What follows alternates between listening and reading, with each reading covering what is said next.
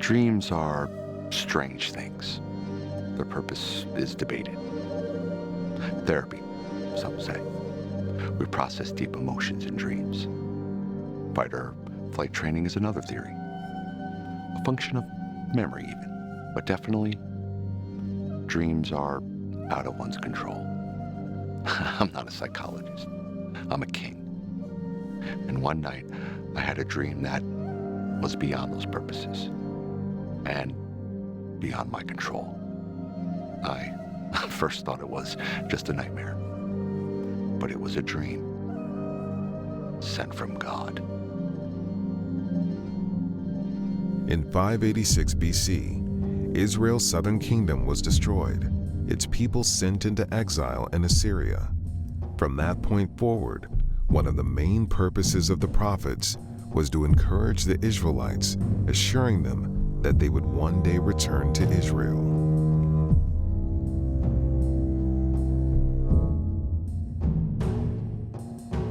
I was the king of Babylon, an ancient city located near modern Baghdad, Iraq.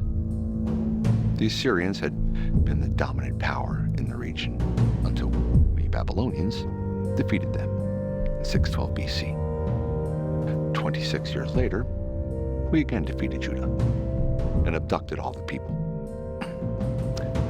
relocated all the people to Babylon. Does it sound cruel to you?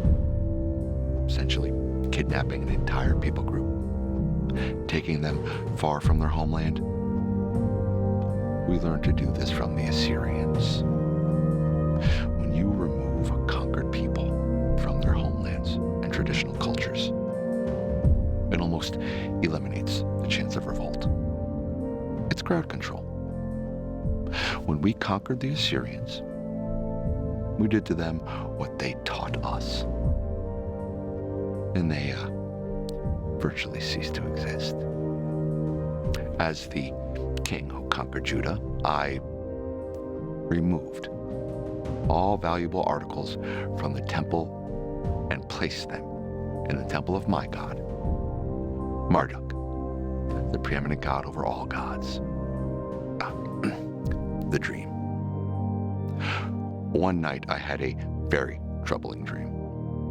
I called for my magicians, astrologers, all my men of wisdom. They, of course, asked to hear my dream, and then they would interpret it. Trickery. I shouted. They were trying to trick me. I commanded them to tell me what my dream was first, and then tell me what it meant. If they could not meet my demands, all of them would be executed. It quickly became apparent they could not meet my demands. No one can do this, they said. I commanded the mass execution of all the wise men in Babylon. My men came to arrest Daniel.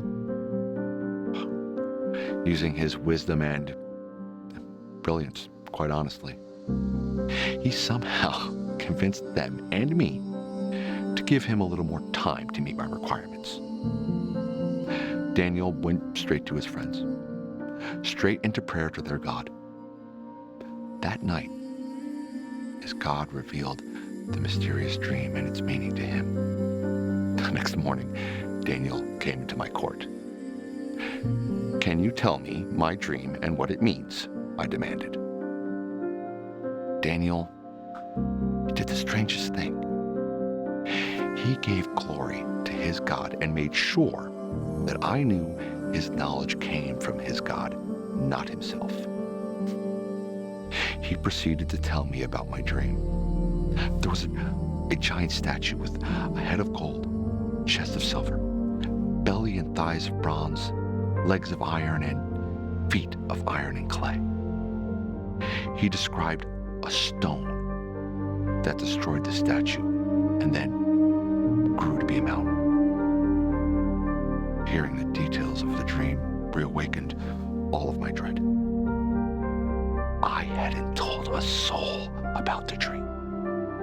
His knowledge was divinely inspired by a powerful God, and I knew it.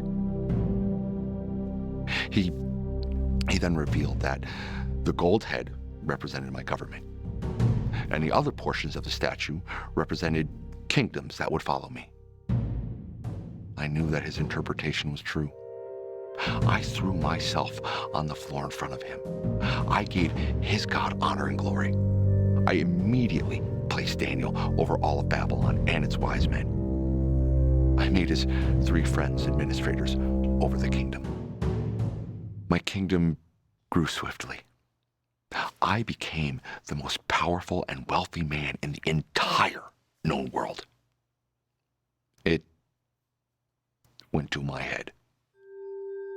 I ordered a gold image to be made, 90 feet high. I had it placed in the plain of Dura. It was an image of my God. I ordered all the men in positions of power in my kingdom to attend its dedication. And then another order. When the music began, all of the men in powerful positions and all the people, regardless of their nation or language, were to fall and worship to the image. The music began. Everyone in attendance bowed. Everyone except the 3 friends of Daniel. I was furious. I summoned Shadrach, Meshach, and Abednego. If you do not bow and worship my God, I will have you burned to death. They didn't bat an eye. Without hesitation, they defied me. Our God, whom we serve, is able to deliver us from the burning fiery furnace, and he will deliver us from you. But if not, you should know that we will not serve your gods, nor worship the golden image which you have raised.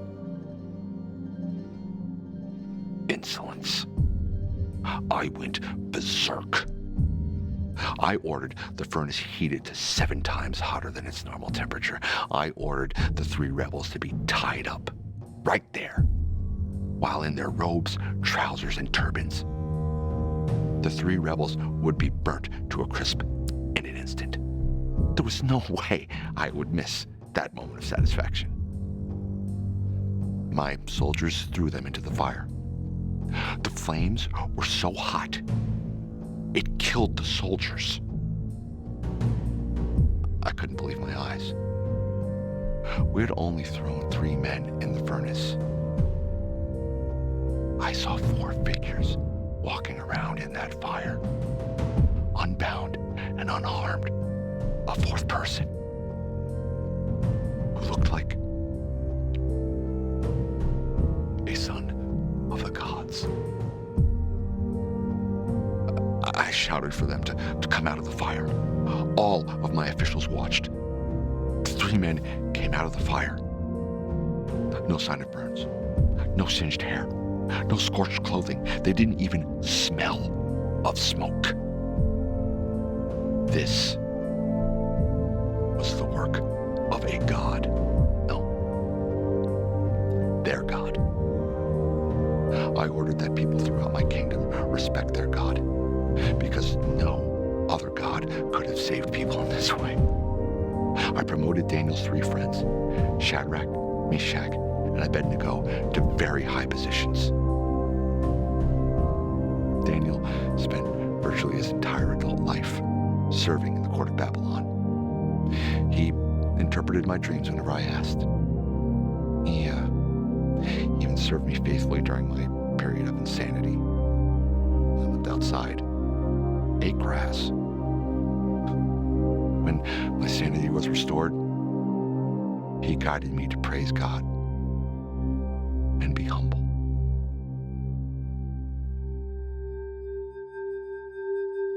You think the politicians in your day are petty and vicious? You should have seen my life. I was a victim of the first wave of deportations of Jews from Judah to Babylon. I lived in Babylon almost 70 years, long enough to see the Babylonians defeated by the Persians. I could not possibly have survived today without totally trusting God. He is the one who is in control, I'm his instrument. I trusted him, and he made sure I survived and thrived. Governments, regime changes, don't really faze him. I served 4 rulers: Nebuchadnezzar of Babylon, Belshazzar of Babylon, Darius of Persia, and Cyrus of Persia. Darius of Persia, the third of those rulers, was the conqueror of Babylon. He appointed 120 officials to rule over his kingdom, with 3 men over those 120. I was one of the 3, so you can imagine that I had at least 40 men gunning for my job at any one time. Through God's power, I was good at my job. So good that Darius wanted to promote me over everyone, second only to him. Make that 122 men trying to undermine me and most likely do me harm. My administration was so efficient and full of integrity that they knew they couldn't find any charge against me unless they played the religion card. And knowing my devotion and habits, it didn't take them too long to play that card. They convinced Darius that no one should pray to any god, but instead pray to him for 30 days upon pain of death. Darius, he was prideful. He loved that idea and decreed it so. In his own mind, he had become a god, much like the Egyptian rulers believed themselves to be gods. You would think he would have asked my advice over such a matter, but he knew I would have advised against it, and he desperately wanted people praying to him. Oh, that's not all. His decree could not be repealed, even by him. He didn't really think that through, though. Pride again? Upon learning of the ridiculous decree, I went home and did what I always did. Opened my upstairs window. It faced the direction of Jerusalem. And I prayed. I did this 3 times a day, you know. From the courtyard below, I was visible. Just the proof my enemies hoped for. The 122 men sprung their trap and went straight to the king. Checkmate. The king's trusted right-hand man was condemned. By royal decree, there was no way to reverse. For hours, the king tried to find a workaround. At sundown, he was forced to declare my death. I had disobeyed his decree. I could hear the men coming long before they got to me. They found me still dressed in royal garments, complete with jeweled sandals. That finery clashed with the dirty, pitch-dark pit that they threw me into. A huge stone was rolled over the pit's small opening. The king and officials sealed it with wax, and to be official, impressed their rings. Done. Dead. In the darkness, I couldn't see the lions. I could hear them. I could feel their breath. There were many lions in the den, I knew that much. And none of them had been fed for many days. The next morning, a stone was rolled back. A living person emerged from that certain grave, much like Lazarus would centuries later.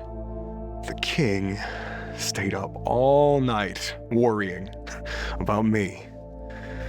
It's what you do when you come face to face with the fact you aren't in control. Worry. He came near to the opening. Daniel. His voice had little hope. Servant of the living God, has your God been able to save you from the lions? I waited a few seconds to build suspense. God's angel shut the mouths of the lions I called back. I was not hurt because I was innocent in his eyes. I've never done you any wrong. The king ordered for me to be lifted out. He was overjoyed. I didn't even have a scratch. Without looking at a single one of them, the king ordered my enemies to be thrown into the den with their wives and children. The lions crushed their bones before their bodies hit the ground.